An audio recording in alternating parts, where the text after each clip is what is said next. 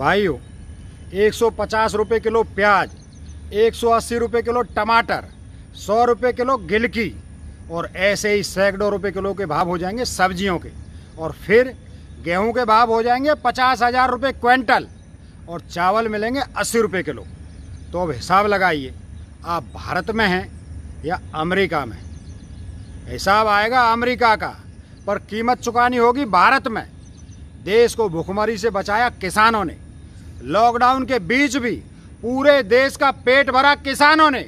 ना silver coin आटे वाली कंपनी ने हाथ लगाया, ना विज्ञापन करने वाली हेमा मालिनी काम आई, ना सास बहू के सीरियल काम आए और ना ही दर्जनों शादी करने वाली तुलसी काम आई। मोदी जी के 4 महीने वाले मूर्खतापूर्ण लॉकडाउन ने सैकड़ों मजदूरों की जान ले ली।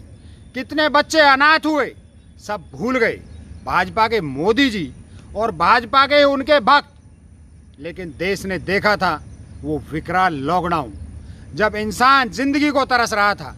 उस वक्त भी हमारे किसान खेतों में फसल काट रहे थे और देश में लॉकडाउन को जिंदा रख रहे थे। और देश का सबसे जिम्मेदार नेता बेशर्मों की तरह मोर नचा रहा है, पेड़ों के पीछे से निकलकर फोटो खिंचवा रहा है। इस बेदिमाग आदमी को इतनी भी शर्म नहीं आई कि देश में उस दिन तक 56,000 लोग मारे गए थे कोरोना से और इस बेगैरत इंसान को मोर नचाने का भूत चढ़ा था। फिर नया नाटक देखिए, पूरी मीडिया को रिया के पीछे लगा दिया और जैसे ही मौका मिला तुरंत कंगना को Y+ सुरक्षा दे डाली। अरे बेदिमाग आदमी, बेशर्मी भी तेरे आगे शर्मा जाए। उन्नाव रेप केस की लड़की चीखती रही कि मेरी जान को खतरा है, उसकी गाड़ी पर ट्रक चढ़वा दिया, तो भी इन अंधों को उसकी सुरक्षा जरूरी नहीं लगी।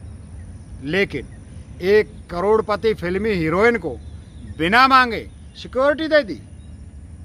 इस महिला विरोधी और ढोंगी हरकत के बाद कल हमारे हरियाणा के किसानों पर लाठियां चलवा दी। खून से लथपथ किसान अस्पतालों में भर्ती करने पड़े। इस तरह मारा गया हमारे भाइयों को। कारण क्या है? कारण यह है, मेरे पीछे देखिए, बर्बाद फसल और बेरहम मौसम। अब किसान कहां जाए? ऊपर से जब संसद बंद है, इस समय भी मोदी जी अपनी अकड़ में किसान विरोधी एक नहीं 3 कानून बना लाए और थोप दिया हम किसानों पर। ये अकल का अंधा आदमी खुद को समझता क्या है? इसे घर के अंदर से सिर्फ अंबानी और अदानी के महल दिखाई दे रहे हैं, किसानों के उजड़े खेत नहीं दिखते। एक वो शकल से ही गुंडा दिखने वाला नेता कोरोना के बीच में ही LED से प्रचार करने में लगा था, अब कंगना की सुरक्षा में लगा है। लेकिन देश का किसान हर रोज आत्महत्या कर रहा है। कल सारे दिन ना प्रधानमंत्री ना ही गृह मंत्री किसी ने भी आत्महत्या रोकथाम दिवस पर एक शब्द नहीं बोला। ना देश के किसानों के लिए ना ही युवाओं के लिए कि आप हिम्मत ना हारें, आत्महत्या के बारे में ना सोचें, एक शब्द नहीं बोला। ये नेता चुने हैं देश की जनता ने, जिनको नागरिकों की फिक्र ही नहीं है। ऊपर से अब किसान विरोधी 3 अध्यादेश ले आए। पहले अध्यादेश में न्यूनतम खरीदी मूल्य खत्म कर दिया ताकि व्यापारी मनमर्जी से फसल के दाम तय करें और किसान को मजबूरी में फसल बेचना पड़े। कृषि उपज मंडी से बिक्री बंद कर दी ताकि बड़ी कंपनियों को खुली छूट मिल जाए अनाज को जब्त करने की। दूसरे अध्यादेश में भंडारण की सीमा हटा दी ताकि कंपनी एक साथ अनाज खरीद कर भंडार भर ले और फिर जब चाहे भाव बढ़ा दे, जब चाहे घटा दे। किसान को बड़ी बड़ी कंपनी के हाथ की कठपुतली बना रहे हो। तीसरे अध्यादेश में कॉन्ट्रैक्ट फार्मिंग से किसानों को उनकी ही जमीन पर मजदूर बनाने का प्लान बना दिया। कंपनी किसानों से साल भर मेहनत करवाएगी और आखिर में कमजोर फसल बोलकर आधे अधूरे दाम में फसल खरीदेगी। मोदी जी, आपके हर अध्यादेश में सिर्फ किसान का नुकसान है और सिर्फ बड़ी कंपनी का फ़ायदा है और यह सच किसान समझ चुका है। इसलिए अपने अधिकारों और भविष्य के लिए आवाज़ उठा रहा है देश का किसान।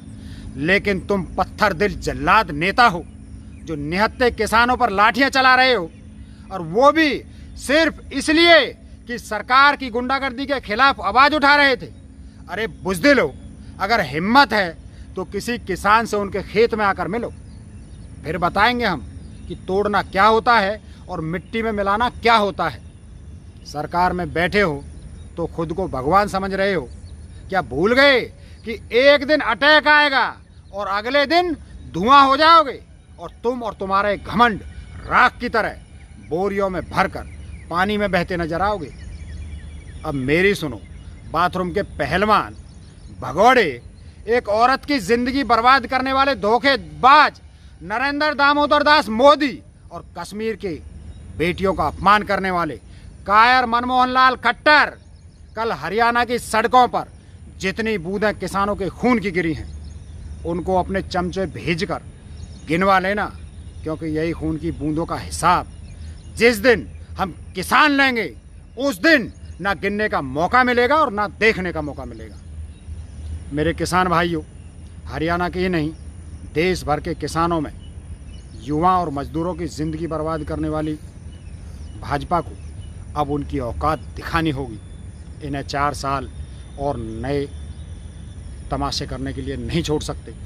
हमें अब आर पार की लड़ाई लड़नी होगी। इस भाजपा की हर सरकार को इस्तीफा देने के लिए मजबूर करना होगा। सरकार अपनी औकात भूल गई है कि वो जनता की गुलाम है। जनता सरकार की गुलाम नहीं है। उठिए और तोड़ दीजिए मोदी और अमित शाह का घमंड, जो ये मान बैठे हैं कि उनका कोई कुछ नहीं बिगाड़ सकता। लेकिन मैं जानता हूँ, पूरा देश जानता है कि जनता किसी के बाप की नहीं है।